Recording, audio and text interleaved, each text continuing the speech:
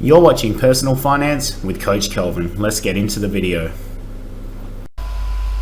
Hey guys, Coach Kelvin here. Today I want to talk to you about how you can travel and save some money while trying to actually have a good trip away. You can still travel on a budget, still live a great life, but still be frugal in the meantime. So I want to talk to you about a few things I've done whilst I record here in beautiful Albany, Western Australia. And just let you know about a few tips you can use in order to save money while you travel.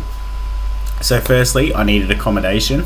So I went through my Raise Reward system, which is the micro investing platform I use, but you can also do this through Cash Rewards or one of those other cashback sort of platforms.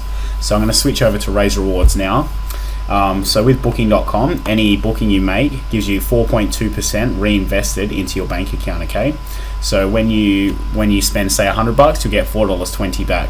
Now I know this is a very small amount, but think of it as like a 4% dividend yield, but same day. Okay, so if you're going to spend the money on the holiday or the hotel anyway, you might as well get a little bit of cash back here.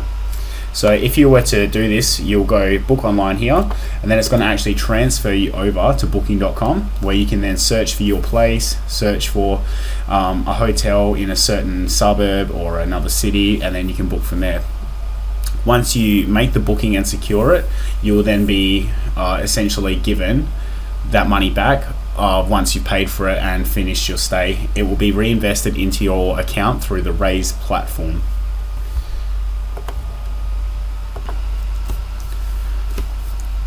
Alright, so I'm just going to switch over to Raise Rewards, and I'm going to show you with Booking.com. You get 4.2% invested back into your account. So if you were to spend $100 on your hotel, you're going to get $4.20 back. So I like to think of this as it's like you're getting a 4% dividend yield on money you're going to spend anyway for creating your booking, or basically having a hotel or a holiday you're going to do anyway. So you can see this deal is available until December 31st, 2025, but it's subject to change at any point. So if I go book online here, when you open the Booking.com, oh look, I also have a Honey deal where I can save money here, but let's close that for now. When you open the link through Booking.com, you get the partnership with Raise banner across the top, which shows you're going to get that money reinvested back. And then from here, you can just simply book wherever you want to go. Let's just say you're going to Broome, for example. From there, you're going to be able to search for a place and, I don't know, pick a random date, let's say 30th of September to the 2nd of October, just for example, and search. And you can see that there are certain promotions you can get from there. So right now, they're doing a 5.6% cashback on Broome, apparently. We'll see. Now, I think Booking.com and taking any sort of cash rewards you can get through the cash reward system or Raise Rewards, etc., is definitely worth doing, because it's money that you're going to spend anyway, yet you're now getting money back. So it's definitely worth doing. And look at this, if I were to book in Broome for those dates I just randomly put in, I'd get 5.6% back. So it's like a 5.6 dividend yield on whichever I was going to book. And then from here, you'd find the property you want to book, click and go with that. So definitely you can get some money back. It says it sort of works out what your reinvested amount would be, and then Raise simply receives that money, reinvests it through your account on your behalf.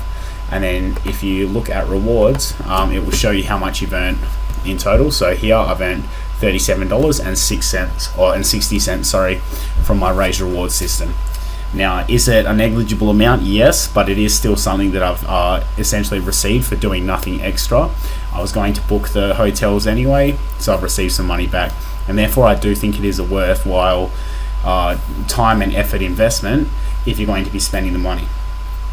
Now, in terms of getting down to Albany, I just simply use the 7-Eleven fuel app, so I could lock in a fuel price on the cheaper day of the week, being Tuesday. And then by the time I actually left on Sunday, I was able to fuel up today, get my cheap petrol, and drive down here on petrol that cost me about $1.36 instead of $1.75 or whatever it was in Perth when I left. So that was another great way to save money.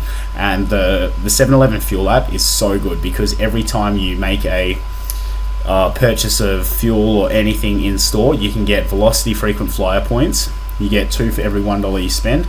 every 7 purchases you can get a free coffee, and the coffee is only $1 too. So if you're looking to have a coffee on a budget, especially if you're driving somewhere and it's not for an actual social interaction, $1 coffee is very good value, and it's actually pretty decent considering how cheap it is. It's not always price that is the best option, but a good coffee is definitely worth $5 in my opinion if it's for a social interaction.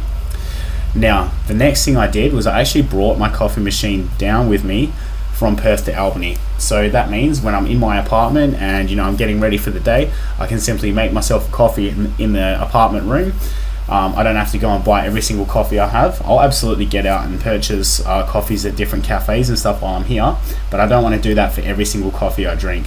If I only purchase a maximum of 1 a day or 2 a day, then the rest I can make in my apartment. It's not going to be a huge expense that I have to factor in, and it also means that I'm not having to leave the apartment when it's early in the morning if I want to have a coffee. I can just simply stay here, make myself a coffee, and everything's all good.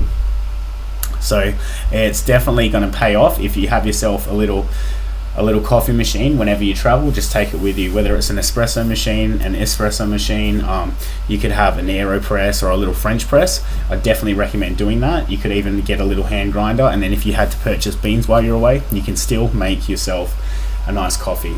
So it's worthwhile, okay? And I recommend it. Travel with your coffee. Now, the next thing I want to talk about is things you can do once you are out and about and traveling that don't necessarily cost a lot. So for example, once I got to Albany today, I threw all my bags in the motel where I'm staying, jumped in the car, and I found like a free mountain biking event where they had ramps set up in the town. Everyone was jumping over the ramps, and it was really cool. It was a timed event, so these guys were racing and trying to beat each other's time trials, so that was really cool.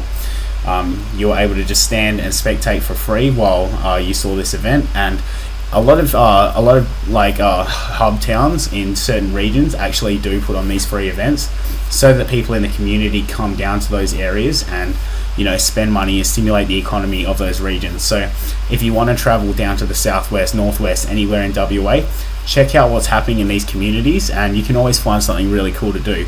So I had no idea this was on today, but when I went for a drive, I just saw that there were a few roads blocked off and there was an event on.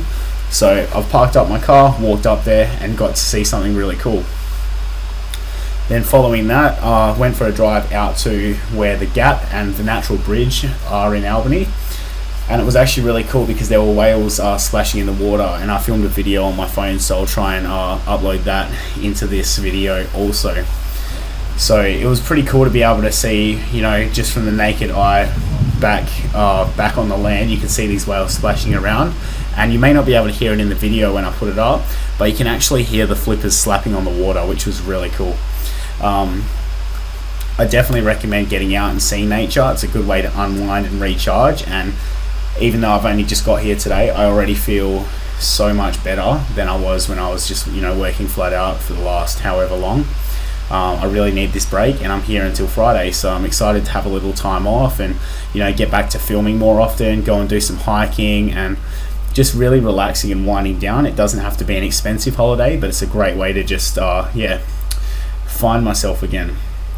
Alright guys, that's some tips I've got on traveling on a little budget. Obviously I'll be able to post more as I'm here through the next week. But yeah, if you have any value from this video, or you've got any traveling tips that you use to save money and to not blow the budget too much, please send them and comment below. If you got any value from this video, please like, share and subscribe, and I really look forward to seeing you in the next video.